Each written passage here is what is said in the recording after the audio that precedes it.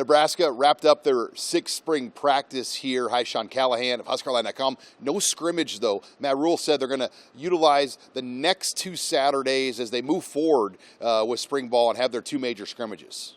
Yeah, today was not a scrimmage. With an earlier Easter and a later start for us, the first Saturday, this is our first Saturday. Last Saturday was Easter Saturday, so we gave the guys the day off. That's why we went on Monday. So, you're only allowed by NCAA rules 3 days of scrimmage, which is over 75% tackling, I think. So that'll be next Saturday, the following Saturday, and then the Saturday after that. And we really like what we've been doing. We really like the teamwork, followed by the spring league, and I think it's really raising the level of a lot of guys' play. So it looked like a really good practice.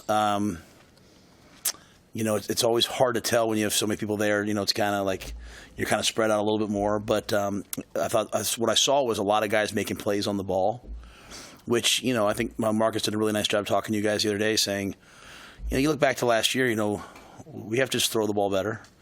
And we can't be minus 17 in turnover ratio. We ran the ball well. We stopped the run well. We were pretty decent on third down in some areas. So really true focus on throwing the football has been important. Everyone talks about the quarterback when that happens, but the guys getting open and catching the ball matter. And I saw a lot of plays made on the ball today, which made me excited. So looking forward to watching the tape. On a positive note, Rule said the quarterback position remains ahead of schedule. Yeah, they're right on track. Further ahead probably than I thought. There was a time, Steve, where I used to be like, hey guys, don't worry about where you're on the depth chart. And I think I said this the other day, so forgive me, but don't worry about the depth chart. Just learn and grow. And fundamentally, that's what I believe. But if the players are obsessed with where they are, then I'm like, okay, well then, figure it out. Go win. And we, sometimes live in a world now where everyone's like, well, why does this person get this? Why is it? Just worry about you. Be great at what you do. We've never kept a great player on the bench. We never have. So I think all 3 quarterbacks, what that's doing is one guy sees a guy flip the protection and he says, oh, I'm going to flip the protection. It's just players learn from players way more than they learn from coaches. And, if you're one of the freshmen and you see the other freshman quarterback change the protection or adjust the route, then you're going to do it, right? And I think Glenn's doing a great job of fostering that, and Sat's doing a great job of allowing it. And you see them, taking things. Not everything's perfect, but we're definitely moving in a really accelerated pace. We've heard a lot about these different teams Nebraska's divided up into over the course of spring ball. The biggest thing is development and giving players reps and opportunity. Yeah, just the idea was just to play football. So much. I watch a lot of practices. I go around the country. I see people. We all grew up playing sports all the time. Like our kids are growing up playing stuff on the video games and iPads. And there's nothing wrong with that. That's just life, right? So to me, we have to do drills and we have to do team periods. We have to do all those things. We have to script things, but I want them to play. How do you move from a position of being a little bit doubtful and afraid of making a mistake to being confident? You play, right? You test your limits. You find out you can do more than you actually can do. So we just wanted to play.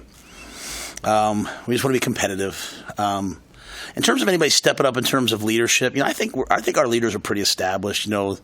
The Isaac Giffords, Marquise Bufords, Jamari, Ty, Nash and Terrence got into a fight today almost because Nash wanted to go in. I mean, I love that about Nash. There's so many guys. I mean, just kind of our guys, our older veteran, I think they're doing a great job, and I think what they've done a great job of accepting the young players and, orienting them to kind of how we do things. So no real surprises. I just think everyone's really moving along in a good direction. One position where we've seen a number of players get some opportunities is running back. There's some injuries and some other circumstances there, and it's allowed a lot of different players to get reps this spring. Yeah, we're limited at the running back position just with injury. Ramir's practicing just, kind of in a limited capacity. He's full go. It's just me, right? Year 6, shoulder injury. I want Ramir ready to go. Gabe is doing some indie. Quentin Ives has a hamstring, so he's been out for a couple days. I think Emmett's doing a great job. what we want from Emmett is for Emmett to take that jump from, hey, I played last year, I made some explosive plays, to like I do it down in and down out. Dante's a guy that's flashing with some big, powerful physical runs. But kind of the conditioning of being the guy, play in and play out. Like we're just working on that with him and blitz pickup and all those things. But I'm really pleased with Dante and where he's at and where he's heading. Maurice Mazuka is a guy that earned the respect of the team last year on the scout team, and we almost made him the short yardage back at one point. Maybe should have. And Reese is out there, and he's doing a fantastic job. I had one of our former players kind of walk down. He's like, "Who's 33, man? He's really a good player." And I'm like, "I know." And that's one of the benefits of the spring league is these guys are getting a ton of reps. So I've been really pleased with that group, and I've been really pleased with kind of how they're doing things. And then we have Kinchin's a big physical power back. So we have a lot of guys who haven't played a lot that are doing some good things. I'm just anxious to see sort of how that whole room unfolds in the end. This weekend was also the Nebraska Coaches Clinic featuring Bill Belichick, and Rule shared that he spent a lot of time with his coaching staff. He is so smart, has seen so much that he can make the complex so simple that it humbles you and embarrasses you. I was embarrassed yesterday listening to him. How smart he is, how simple it was. He went with he went 4.5 hours with the coaching. Forget the clinic. Like he came in and met with our coaching staff, and 3.5 hours in, I was like, "Coach, would you like a water, a cup of coffee? Would you like to use the restroom?" Because I desperately had to use the restroom, And he's like, "I'm fine, Matt." I was like, "Yes, sir." And just sitting there and just talking, right, and just his recall from things 15 years ago. And, the only reason why we don't get through more information is because he's having to slow down to make sure you understand what he's saying. I mean, so you have this man who's a savant, right, who's been a defensive coordinator. He's been a special teams coordinator. He's coached, he could be an offensive coordinator. He's been a head coach twice. He's been a GM person. I mean, he's talking about football in a way that just illuminates things and makes things so simple that you're like, oh my goodness. And so it was an unbelievable experience to spend that amount of time with him. Just and I had a chance to coach against him at practice, so that affected a lot of what I did when I was in Carolina and he was in New England.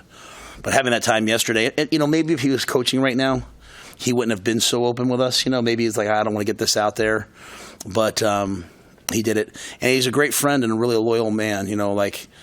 I got fired. He and Andy Reid were two of the first people that called me.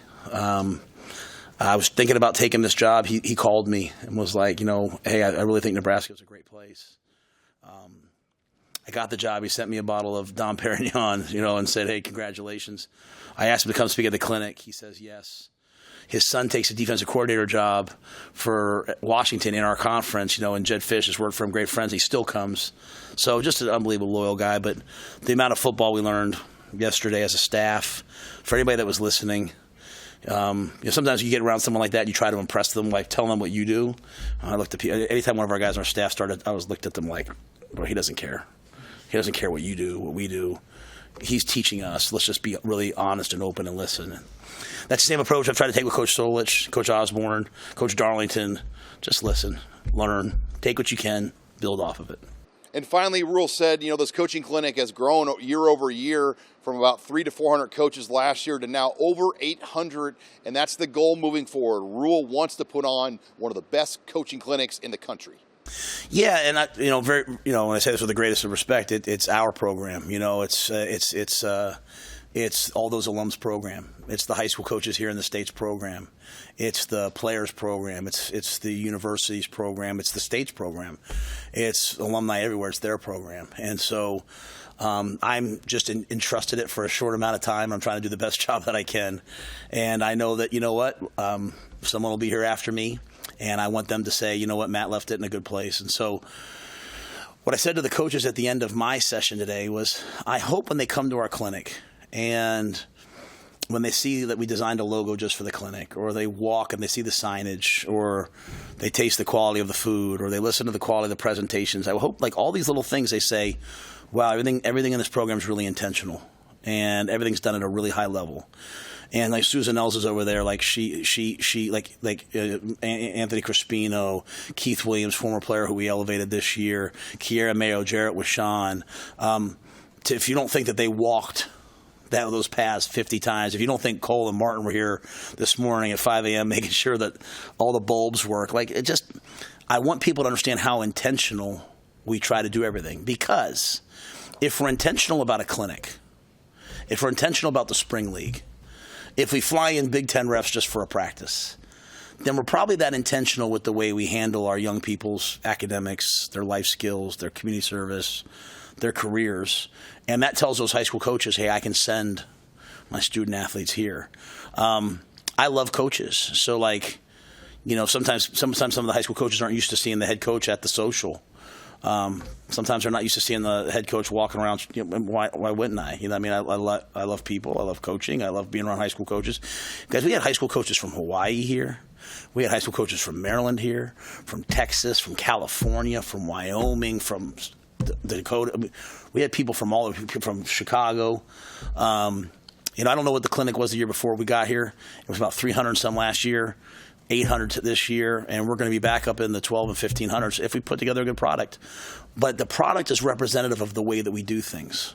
And so that hopefully tells people, if I send my players to play at the University of Nebraska, no stone's going to be left unturned. And I don't know about you guys that have kids. Isn't that what you want for your kids? You don't want, our kids have to go figure things out on their own, but we want there to be a plan.